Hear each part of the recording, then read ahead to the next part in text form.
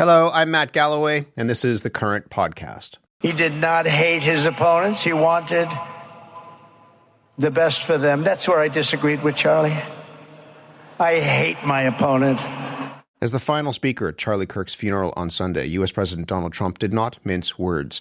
The murder of the conservative activist on the 10th of September ignited a fraught conversation about free speech and the limits of presidential power in the United States. In the wake of Charlie Kirk's murder, Donald Trump has ramped up the targeting of his political opponents, media institutions, and what he calls the radical left. Jimmy Kimmel was suspended after pressure from the Trump-appointed federal communications chair for comments he made about Charlie Kirk. Donald Trump also publicly called on his Attorney General, Pam Bondi, to prosecute the president's enemies. To help us make sense of what we are seeing unfold in American politics, I'm joined by Chris Hayes. He is the host of the MSNBC show All In with Chris Hayes. He's also the author of the book The Siren's Call, How Attention Became the World's Most Endangered Resource. He's in New York City. Chris, good morning. Good morning. I think a lot of people are trying to understand what is going on in your country. How would you describe what's happening in your country right now? We have a aspiring autocrat in office who is moving as swiftly as he and his allies can to consolidate a regime that would be essentially the end of America's constitutional order as we've known it for a long time. That's pretty pointed in plain language. Yeah, I mean, I think there's just no other way to conclude anything else. I mean, the thing I would say on the other side of it is it's a process, and this sort of regime consolidation that they're trying at pell-mell speed, I'm not sure it's going to work. And in fact, I think there's a lot of reasons that it might not. So I'm not a doomer about this. And I think that the, robust constitutional structure we have and the traditions and legacies we have here are allies to those who want to see the constitutional order endure. But that is what is happening, plain as day. Let's talk about the Kimmel story. You called Jimmy Kimmel's indefinite suspension that he was put on, these are your words, the most straightforward attack on free speech from a state actor I have ever seen in my life, and it's not even close. How do you make sense of that, the attacks on free speech in your country from the Trump administration? We should note that they started very early on, and one of the things that even before the Kimmel incident to me was in the same category, and I called it similarly, was when a grad student from Turkey named Rumeysa Öztürk was grabbed off the streets in the Boston area because she co-signed an op-ed in the Tufts student paper that criticized the Tufts administration's handling of politics around the Israeli war in Gaza. And she was put in detention. Now, this is someone who was here legally, had committed no crime, was accused of committing no crime or an infraction purely for her protected speech on a campus where she was a student in a country that has a First Amendment that applies to persons, not citizens. Like, that's established precedent here. So they have been at war with free speech from the beginning. In the case of Jimmy Kimmel, what made it so straightforward was that the head of the FCC said, and I quote him here, "Disney, we can do this the easy way or we can do this the hard way." And I've just never seen a state official explicitly threaten a private speech actor in quite that way in my entire career covering politics. And that's not to say that issues around speech aren't complicated. They are, and there are people on the right that make an argument that non-state attacks on speech can have an equally chilling effect. And there's something to that. There's a kernel of truth there. There's things to debate. The head of the FCC saying we can do this the easy way or we can do this the hard way, take this man off the air, is as straightforward as it gets. And the last thing I'll say here is they can't even maintain the pretext that it had anything to do specifically with the one comment he made, which was not specifically about Charlie Kirk, but about the reaction of MAGA world to the shooter and wrongly implying the shooter had their politics, right? Because as soon as they try to maintain that pretext, the president says, it should be illegal to criticize me. They're criticizing me too much. They should be taken off the air because they're criticizing me. There's no pretending here about what's going on. Do you worry about this? I mean, you have a platform. You're in this business. You are not shy about what you say. But the point in some ways of what people believe what he's doing is that you create that chill, that you give people a reason to think twice about what they're saying, and maybe they don't say anything at all. Do you worry about this? Yes. I mean, I do worry about it. What specifically are you worried about? I worry that what happens is that exact thing you said, which is that there's a sort of gravitational force that's invisible, but you feel it circulating around you. And that's a thing that's like, don't go there. And that the size of that grows and it starts to take up more and more of the space that you occupy. My reaction to it is when I feel that force now, I force myself to talk about the thing. If I feel any feeling that, well, you shouldn't talk about that, then I talk about it. Despite the fact that there could be consequences. I mean, again. I don't, let me be very clear. I'm not scared of these people. Like, they could, I'm a free citizen in a free country. I have a First Amendment right and they can do whatever they want to try to do. But my concern is something more subtle that happens. I mean, I saw it after 9/11.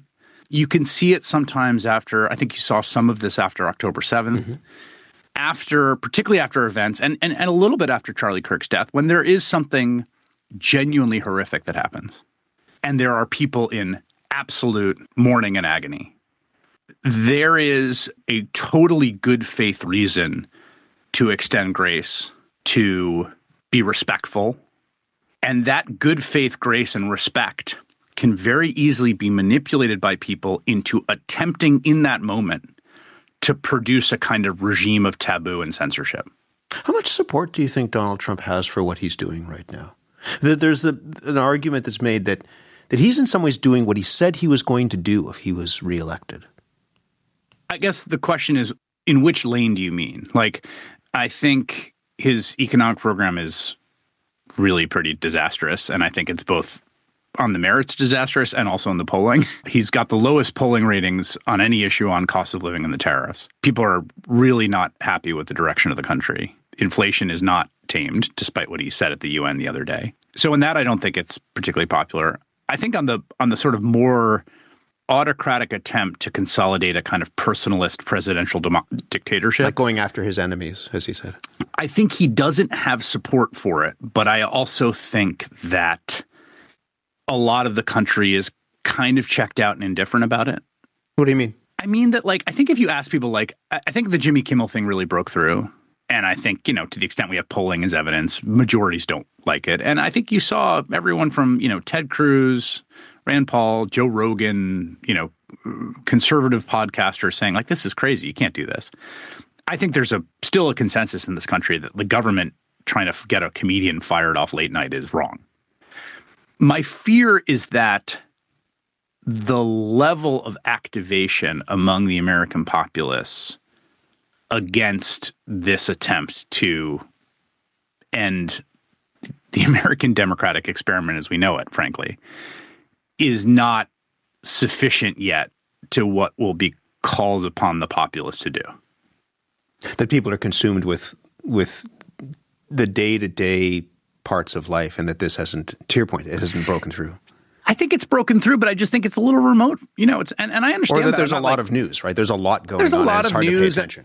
Yeah, there's a lot of news. I think, one of the things that's really important to understand about this is intra-party signaling is incredibly important for attentional purposes and for scandal to function. And what I mean by that is, Jimmy Kimmel's a great example.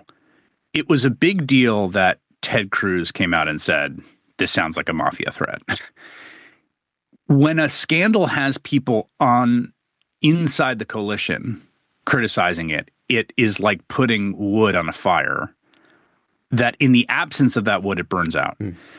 What Trump has sort of discovered is that if you just keep everyone in line on everything, there's only so much a scandal can be a scandal. I mean, he just fired a U.S. attorney because that U.S. attorney refused to prosecute a Democratic politician from New York that Trump has it out for. And everyone kind of knows these are trumped up charges. He fired that woman. He replaced her with a woman who's never prosecuted a case, who was a personal lawyer of his, who's a Florida insurance attorney, and has publicly signaled that she has the instructions to file charges against his political foe. That's as bad as it gets, really. But it's just hard to make that breakthrough. Republicans don't seem to care. No one's really criticizing it. So there are a lot of things he's doing that should be enormous administration-consuming scandals. And the reason they aren't, in large part, is because they figured out if you maintain complete intra-party discipline, you starve scandals of oxygen.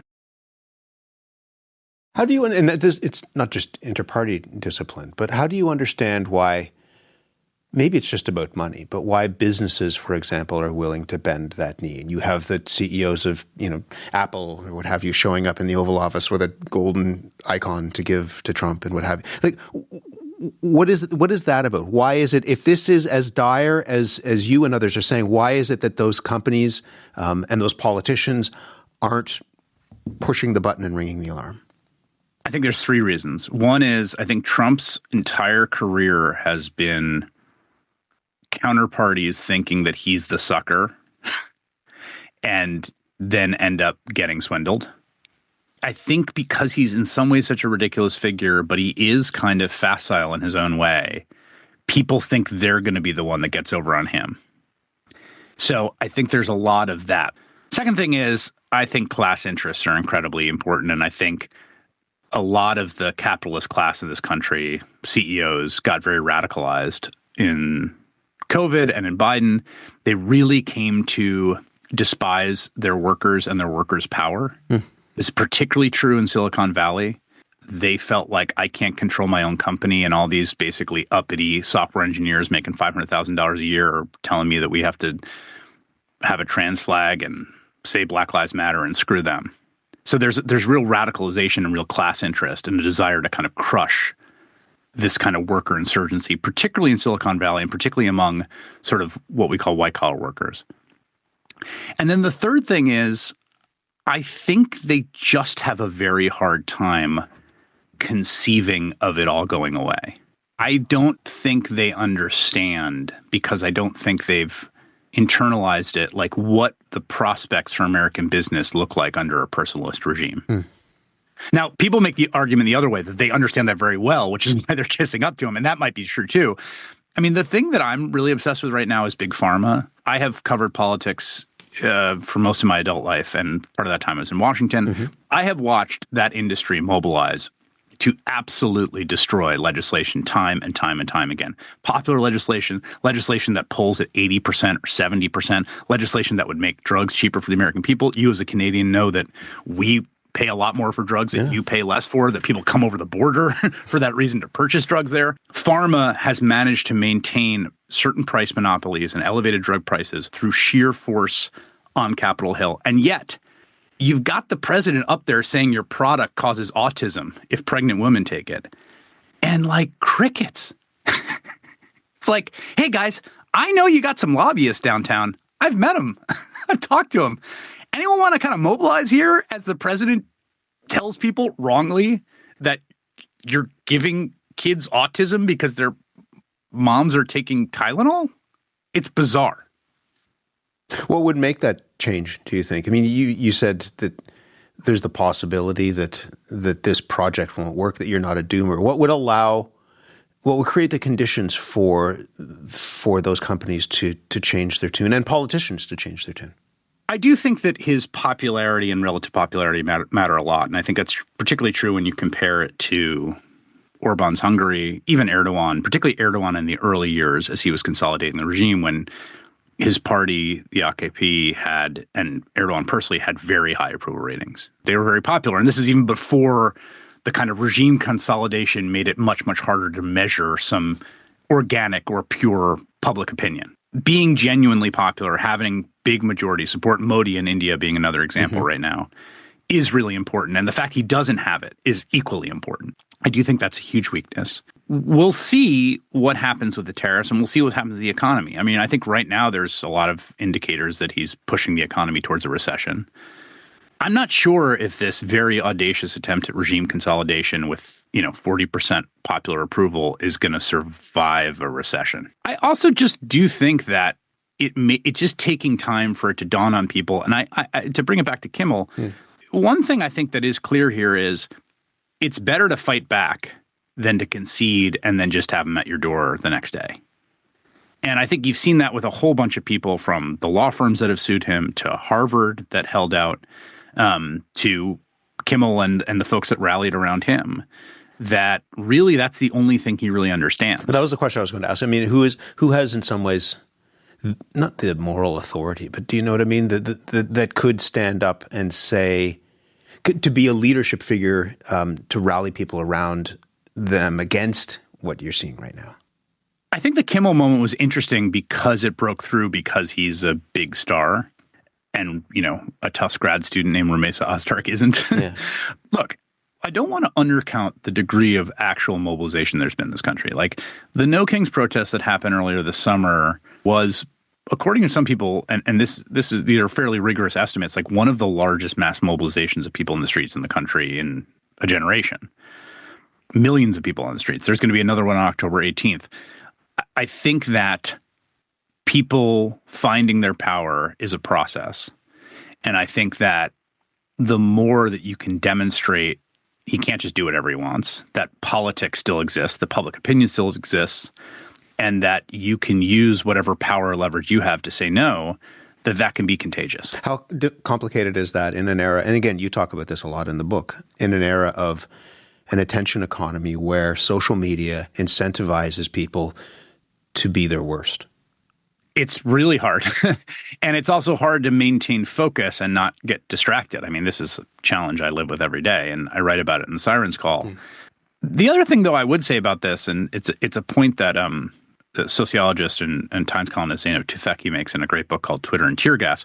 She writes about online, that switch can flip in both directions. So you can look at a society and think like it's moribund and people aren't coming out against the regime, and then all of a sudden something happens and they are. So that can also go both ways. The attention can be sort of captured and catalyzed both by the regime, which it's very good at, or by people who want to oppose it. Let me end with, when I asked you kind of what's going on in your country, you started to laugh a little bit. You are a bunch of things. You are a journalist. You're also a dad. You're an American. When we spoke the last time, you said that your book in some ways was about what it means to be human right now and how to reclaim our humanity. As a person, how are you reclaiming your humanity and what feels like a huge moment for your country? That's a great question. My wife and I sort of chuckle about this, about trying to maintain some division between what's happening in our lives and our relationship and our loved ones and our friends and our kids, who are just awesome human beings that I love and love spending time with, and what's happening outside. And obviously those are connected, but I do try to maintain some division between those two. And I think to myself about, how I'm doing, or am I happy or not? Or, I'm really like inordinately blessed in a million different directions, more than I ever could have asked for. And I feel truly and profoundly grateful, like every day that I wake up. I feel really grateful for all of these blessings and all these gifts.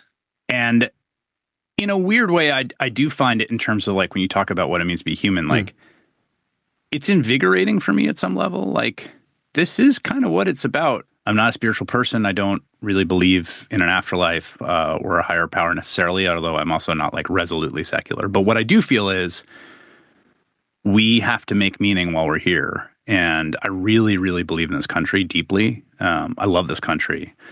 I love democracy. I love the people that I share this country with, citizens and non. And I love the project of trying to make things better collectively. And I feel very mission-driven in this moment to try to fight for what I cherish.